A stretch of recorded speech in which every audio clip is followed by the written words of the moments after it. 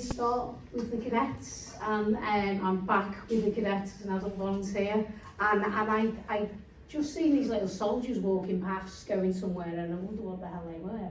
So I found out about the Army Cadet Force, and I went and joined Merseyside ACF, and just loved everything about it. I didn't particularly love this photo. It was really cold, wet and windy and horrible, and we made us walk loads of places, and I got blisters. But I just had an affinity to it. I loved the drill, I loved map reading, everything to do with it, and that was where I thought I wanted to go. So I decided I did my A-levels, and what I wanted to be was a solicitor in the Army Legal Corps, but I only got 2 B's and a C, so I trotted off to the Army Careers Volunteer of the Year at the Veterans Awards. So now I've got 2 dresses.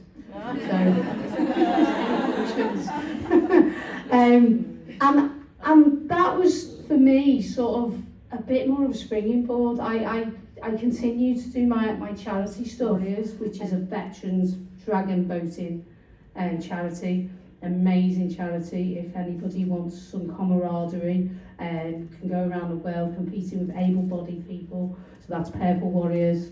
I'm an ambassador for Woody's Lodge, which is the biggest Welsh charity for veterans and emergency services personnel. They're just hopping over the water, and they're going to be setting up in Merseyside a little hub. So that's amazing. 300 without a shadow of a doubt. I'm not superhuman, that's for sure.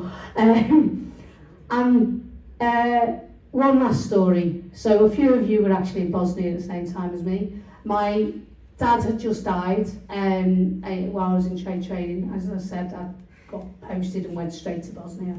My brother worked alongside my dad, and I found, this is kind of no word of a lie,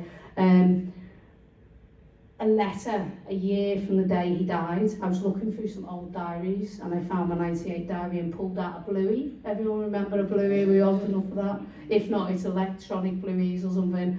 And I opened this bluey, couldn't remember it at all, and it was a letter from my brother talking about my dad's death.